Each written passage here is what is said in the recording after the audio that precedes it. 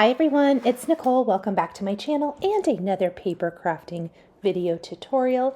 Today we're going to be creating some awesome seasonal cupcakes with brand new January 2024 release products from Papertrey Ink. I always absolutely adore the layering stamp sets from Papertrey Ink, and one of the things I love the most is no one has to be a fantastic colorist to use these products and get amazing results. So if coloring is not your jam, grab some of your favorite ink colors and let's get stamping. The occasional cupcakes stamp set is amazing. Now I know I have sped up the video quite a bit because I am a little extra, and instead of making one card, I'm making 4.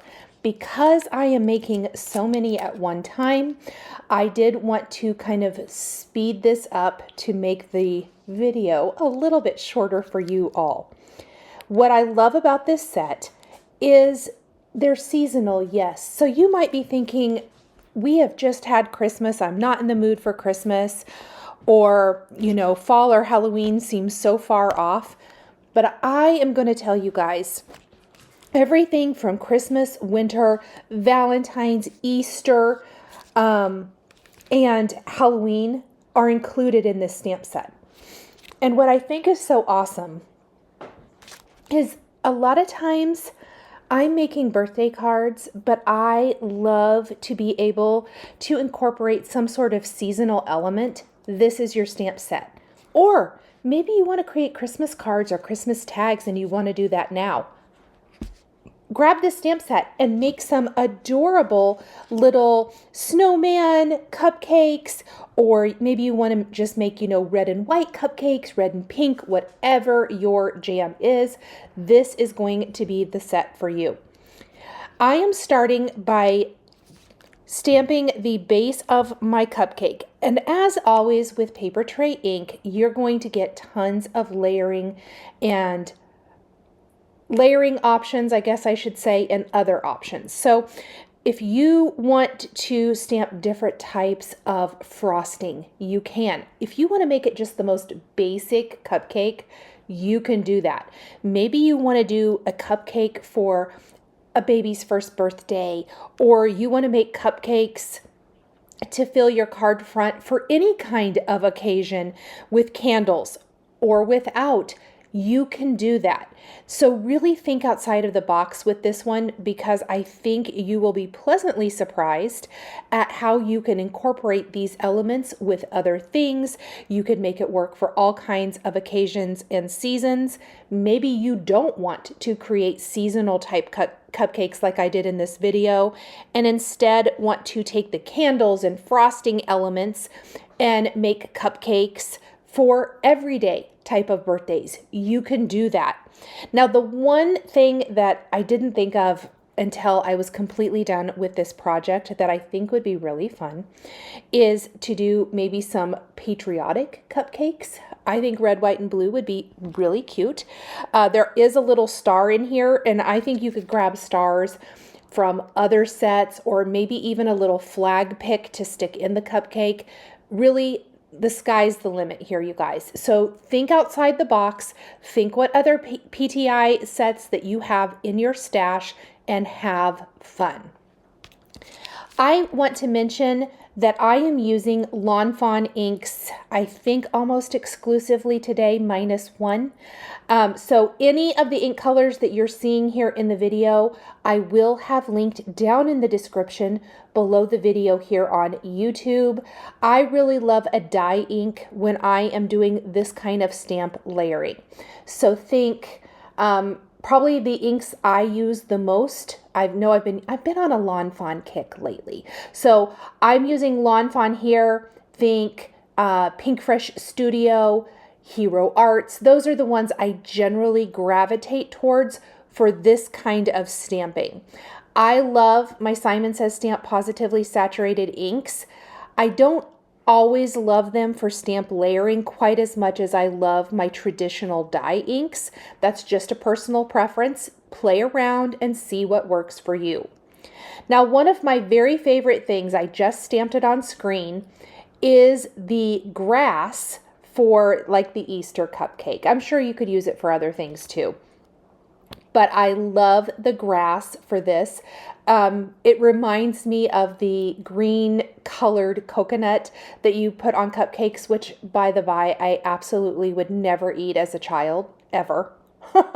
I said I didn't like coconut, and as an adult, I do. It's so weird. Anyhow, but I think it's really, really cute that there is that option. Then, of course, to me, the most fun part of this whole thing, we need the cupcakes, right? We need the cupcakes for design element purposes. But it's all the embellishing. It's the hearts, it's the straws, it's the candles, it's the carrots, the cherries, it's all of that good stuff. That is what is going to make these cards shine. Size and scale wise, I think on an A2 size card, which is what I have made today, if you are going to place them in the landscape format, which is also what I have done here, you could fit 3 comfortably. I did 2 per card. I also think you could probably fit 2 portrait style, and obviously 1 would fit very well that way if you wanted to. If you're doing a slimline card, I think on a traditional slimline, you could probably get 4 to 5. Depending on how you overlap and layer them. And if you don't want to put any candles or any of that kind of good stuff on top of the candles where it sticks up really high, or maybe even if you do, I think you'd have to play around with it. In a portrait style card, I think you could fit 4 kind of if you did a quadrant style, meaning, 1, 2, 3, 4. I hope that makes sense. So just some options for you if you are wondering kind of size, scale, how many are going to fit on a card, how many of these cute cupcakes can I make. I know you guys are going to love this set. I have a feeling this is going to be a very, very popular set because it's so cute and it spans all year long. You can really mix and match it with many of the other sets in your stash. So think, if like for the Easter card, if you have some of the Easter sets from, last year, the years before, PTI's been around for a while, so you probably have some great stuff. You could really mix and match very, very easily. So I am doing a lot of tone-on-tone stamping for my images today. There are a lot of ways you can achieve that effect. I really broke it down for myself to 4 main styles, as I mentioned. So for Christmas, we are going to have an aqua and a red cupcake wrapper, plus kind of a white cake and a chocolate cake, a snowman, and then more of a traditional frosting. And then, of course, all the cute embellishments. For Valentine's Day, we're going to also have a pink and a red cupcake wrapper. We're going to have white cake and chocolate cake, and then lots and lots of pinks and reds. There's 3 main colors, I guess, that I like to use for that. Ballet slippers, plastic flamingo, and lobster. For Easter, we're going to do kind of a minty color cupcake wrapper and a pink cupcake wrapper. And then all of the beautiful pastels that you would imagine for spring. And for Halloween, we're going to do purples, oranges, and golds and kind of have some fun with those colors. Now, in addition to our amazing occasional cupcake set, we are going to need some sentiments because the one thing that does not come in this set is sentiments. And that really frees you up to be able to use all kinds of different sets to create all kinds of different greetings. Maybe you don't need a birthday card. Now, I want to mention something about the snowman that I just stamped here. Do you see the 2 dark gray blobs? I just don't want a gray cupcake. I was trying to achieve some sort of whiteness for my cupcake to give it just enough of the hint of the frosting, but I don't want it to be gray. I don't want it to be a muddy snowman. Yuck. So what I did was I took flannel ink, and this is the one exception because the gray color was appropriate, but I used second generation stamping to achieve the light effect for my snowman. So I did want to mention that because I had a little bit of a hard time finding the right gray color. So back to greetings. Also included in the January 2024 set is Birthday Your Way To stamp set. Now, I don't know if you guys are like me, but I need lots of birthday cards every month. And because of that, I am here for all of the birthday themed goodness that is available. And that includes an amazing sentiment stamp set. Lots and lots of different fonts, styles, sizes, and coordinating dies. So for any of the bigger sized greetings, I would say for any of them, I might be wrong. I think there is for all of them. There is a coordinating die, and you're going to see me use a couple of those in my cards here near the end. I waited till the end to do my greetings. And then there's some smaller phrases, and I will use a sentiment label style die to die cut those. You can also use a paper trimmer or anything like that. The final thing I'm using today are some stencils. So once we have everything stamped, which you can see it took a hot minute. It did. I'm not gonna lie. Again, this is a lot of images. I'm going to take that back. I only stamped enough for an entire 8.5 by 11 sheet on camera. So you're seeing me with two half sheets, two 5.5 by 8.5 sheets, stamping all of the things for my 4 cards. I did need a few extra things, and then I ended up needing quite a few extra things. Candles, I changed my mind on a cupcake, that kind of thing. So 3 half sheets, you guys. I was able to get everything I needed for my images. Then I did use another half sheet for greetings. So 2 full sheets. That's a lot of stamping. That is a lot of stamping. Yes, there's a few mistakes. There's a few things that I don't die cut because I stamped it and I was like, ugh, nope, don't like that. But I want to create an interesting background. A lot of times I will start with the background. I did not start with the background today. I started with all of the imagery, knowing I wanted to use the Perfect Present stencil collection. Now, this is made to go with the most amazing idea for a die set. It is a present, so you can make your own wrapping paper basically, okay? I'm going to use this because in some other cards because I think it's brilliant. But they also work for backgrounds. I love stencils, and I am really, really into stencil paste type backgrounds right now. I love the texture that it adds, but it doesn't add a ton of dimension. And a lot of times they're a little sparkly, they're a little fun. It's just something a little different than what I do a lot of the time. So I am going to use these new stencils, and I only didn't use like the stripe one just because I didn't want vertical stripes, I guess. I don't know. But I used the other three with picket fence paper glazes and amazing results. Okay, so here you can see I have die cut everything. We're just going to kind of skip ahead. I guess I am stamping a few extra things. So you see that I've laid everything out kind of as it goes. This also allows me to see where are my holes, what have I missed.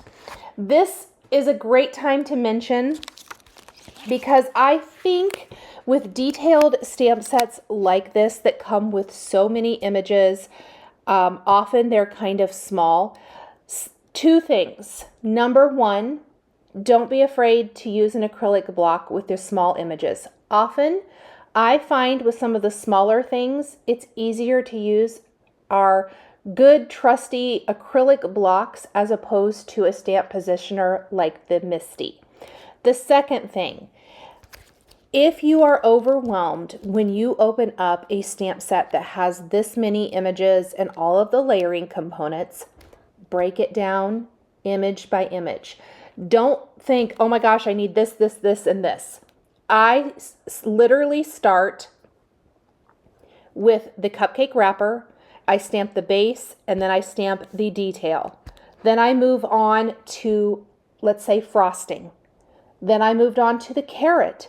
Then I moved on to the bunny or the peppermint or the candles. Break it down image by image and just make sure that you have grabbed everything for that image. And honestly, you guys, if you miss something, it's not the end of the world. No one is going to know. They are so incredibly, amazingly detailed.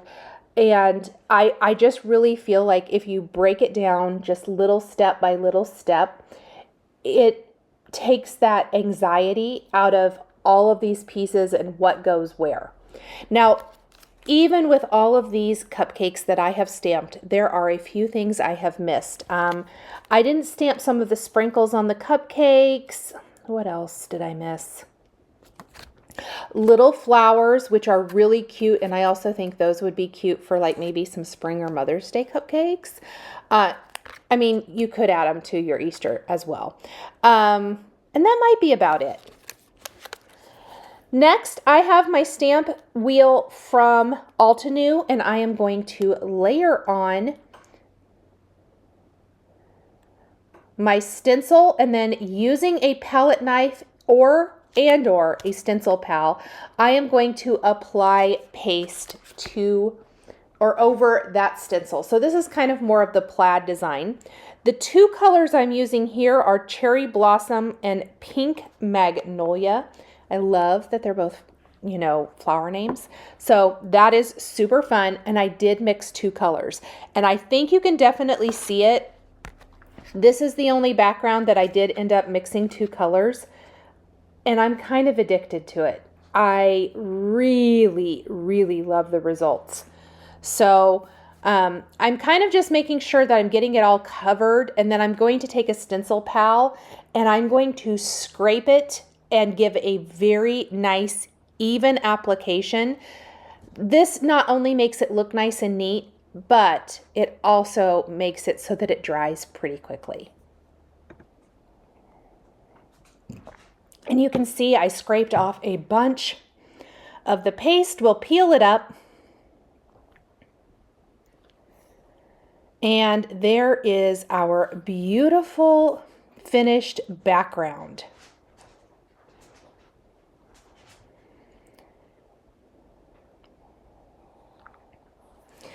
Now I'm going to grab another background. I did choose to do all of my backgrounds with Neenah Desert Sand today. I really like how the craft complements all of the bright colors that I've stamped on the white cardstock.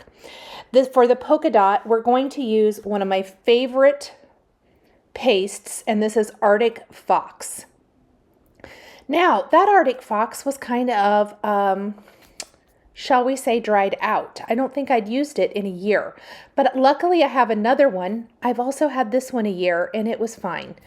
I think the difference, I should have put the cover back over my paste to keep it fresh, but regardless, just full disclosure, that one was a little bit dried out. Now look how beautiful this one applies, and I actually just used my palette knife this time to get a really nice application. Make sure put that lid back on. I am cleaning everything immediately. If you have never used paste before, I could not reiterate enough that you are going to want to clean these immediately so that it doesn't cake and dry on to the point that you can't get it off. So if you can't get to it immediately, dunk it in some hot soapy water, or at least in some water to kind of keep it moist so that it does not dry out.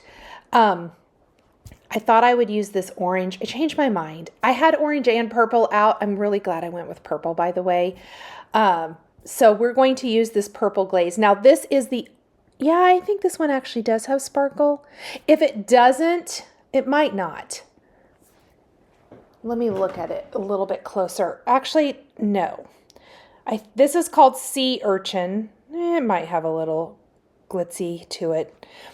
It was not quite as glittery. However, I am going to give a generous spritz of my very favorite Frozen Fog Distress Mica Stain to all of these. So even if they aren't shimmery, they're going to be.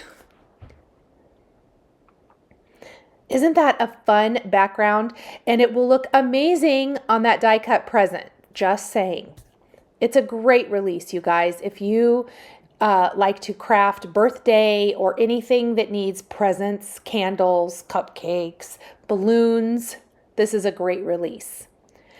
And I don't know why I wasn't sure if I wanted to use this background. And honestly, I really love it. And I'm really glad I used it for Easter. I'm back to that Cherry Blossom. Cherry Blossom is one of my favorite Picket Fence paper glaze colors, by the way. But what I love is that it almost looks like a fence back behind or something. I cannot think of my words today, but that's to me what it looks like, and I thought it looked really, really cool. Okay, I scraped the rest off. I put anything I don't use back in, cleaning everything up. I just use some baby wipes for my tools. Usually I do wash them with soapy water. If you use the Dawn Power Wash, it is excellent. And I am going to go clean my stencils. I'm going to clean my stamp wheel mat. So anything the paste is on, you want to clean immediately. Now, while I'm cleaning, everything is drying. When I get back, I can go ahead and spritz all of my panels with some Frozen Fog. Now, the beauty of Frozen Fog is it kind of gives a silver, shimmery mist. It's not adding tons of color. You could also use or add more color if you like to use some of the other Distress Mica stains that have more color in them. I wanted more of a shimmery effect and a little less of a color wash. I want the cupcakes and all of that stuff to take center stage. Then I have some white gouache here that I'm going to make a little thinner with a bit of water from a sprayer. You can add water however you want. And I'm going to pick it up with a small paintbrush, and I am going to splatter those all over the background just for a little additional fun. I am a big fan of a background that has some interest to it. Not generally a super busy background, although sometimes I do, but most of the time I don't. But I like it to not be super plain either. So this is kind of my compromise between a busy background and a plain background. Now, the only background that I added an additional mica stain color to, and that is Flickering Candle, is Halloween. And the reason I did that is because Halloween to me is a little different. I thought this would give a little kind of that pick up on the golden shimmer. And at this point, I'm like, oh girl, what'd you do? Because I did not like it. But I do know with some of the stains, I don't love them until they've dried a bit. When it's wet like this, it's really, really dark. And I thought, oh my gosh, I don't really want to, do a whole nother paste background. Maybe I can hide it with my cupcakes. Let's just keep going, keep moving forward. And so I did. And then I did even add a little bit of the Frozen Fog. And when it's dry, believe it or not, you guys, this background right here, the one that I thought I messed up, is the one I used for my card. It's perfect. So don't throw, the moral of this story, don't throw anything away. Okay, so now I am going to be adding foam adhesive back behind the elements, layering my cupcakes, and putting everything together on the card. For the assembly, I will be speeding up the video because otherwise we would be here all day. I'm going to show kind of the assembly of a couple of these, and then just know that the rest of it is really basically the same. Lots and lots of foam. foam squares in both large and small, thin foam adhesive strips for candles, flames on candles, all of that good stuff. To me, one of the best things you can have in your craft stash is some foam adhesive. A nice assortment of ink, foam adhesive, probably some heart embellishments. You guys know me. I love my heart embellishments. So I am going to continue to add all of these things to my candles. As you can see, anything that overlaps something that already is popped up with foam adhesive, I am not going to place foam underneath the whole thing. So where the candles overlap the cupcake, that is just glued. But where it overlaps the background, I have put a little piece of foam back behind that. And we're going to just continue this until we have all of our cupcake embellishments in place. I mean, you guys, how cute is this? Here's something else I thought of. My kids are not tiny anymore. I hope and I pray I have grandchildren someday, and maybe I can be the tag and the goodie maker for school parties. But I'm thinking like little tags for Halloween goodies, Valentine's Day goodies, Christmas goodies, or even teacher gifts, or maybe gift tags. You guys know me. You know there's going to be some gift tags made with this because these are cute. So stay tuned. I am working on some tag ideas with this. It may not be real soon, but definitely will be coming one of these days because these are just the cutest. I know you guys are going to love this set. Okay, I am going to just continue adding everything. Look how pretty the splatter and the paste. Acrylic blocks, not great. They are great. Not. What I was going to say is not only are they great for stamping, but they're great for holding down things that you have glued with liquid glue so that it kind of helps them set in place while the glue is drying. I love the Valentine's, perfect for Valentine's Day. And I think you would even be able to still get this in time to do some Valentine's crafting. I know a lot of you are done with Valentine's crafting, but you know my feeling, a Valentine's card or a heart card, pardon me, is good any time. I am here for the pink and the red. So, so fun. Now, assembly is probably the second longest, most time-consuming, I guess I should say, part of this project if you're making this many cards. But part of the reason for doing this, if you are mass producing, let's say you're making spring and Easter cards, because well, yes, I hope spring comes early this year. Goodness sakes, I'm tired of the cold. But Easter is early this year. It is March 31st, 2024. And because of that, you might want to get started on your Easter crafting. I know we haven't even made it to Valentine's Day, so don't throw things at me. Don't throw things at your screen when you hear me say it's time to start thinking about Easter crafting.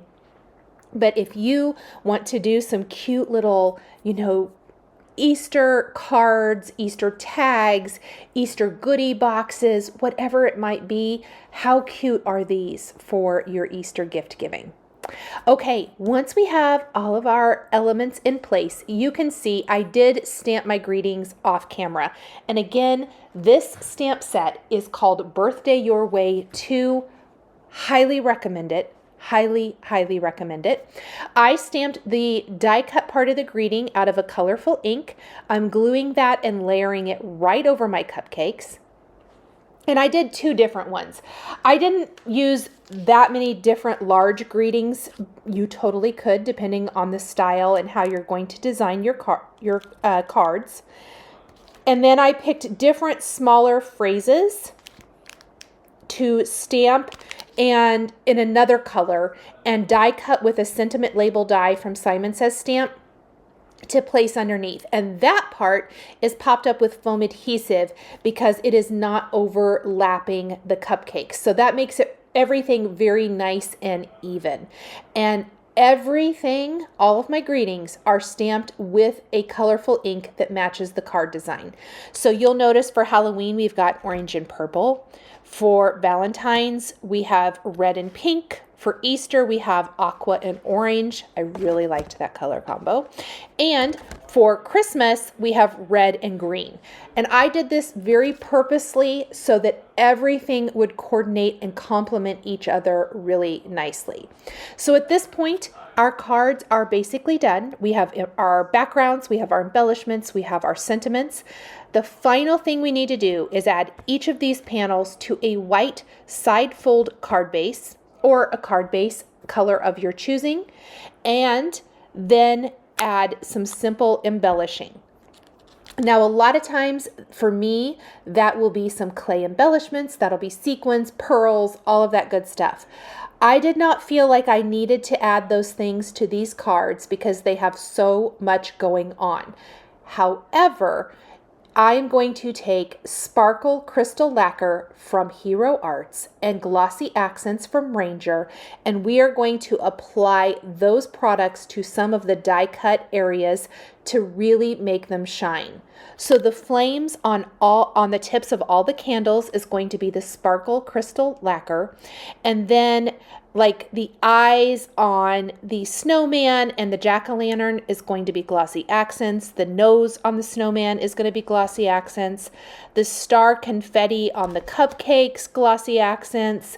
Some of the parts of the hearts, it just really depended on the card how much or how little of these products I added. I will let that sit. In full disclosure, I let mine sit completely overnight and let it dry, and they're good to go. And just that little step alone, it makes the tips of your candles sparkly, which is super fun. And Glossy Accents makes anything look like an enamel dot type sticker. Thank you guys so much for joining me today for this set of 4 seasonal cupcake cards featuring Papertrey Ink January 2024 stamps, dies, and stencils. The supplies I use to create my cards are listed and linked below the video here on YouTube. As always, I appreciate you guys spending some of your day with me. Thanks for watching, and we'll see you next time. Thank you so much for joining me today for another paper crafting tutorial. I love being able to share with this incredible community of crafters. I want to give a huge shout out and special thank you to my amazing Patreon members. If you're interested in joining Patreon, please click the link in the description underneath the video here on YouTube. Patreon is a private community where you can support more of what I do. There is exclusive content, information, and behind-the-scenes content. Top-tier members will receive a handmade birthday card during your birthday month, access to D-Stash, and monthly exclusive lives, plus so much more. We would love to have you join our growing community. If you enjoyed this video, please subscribe to my channel, click the like button, and don't forget to hit the notification bell to always be notified when I have a new paper crafting video or I go live. Thank you so much for joining, and we'll see you next time.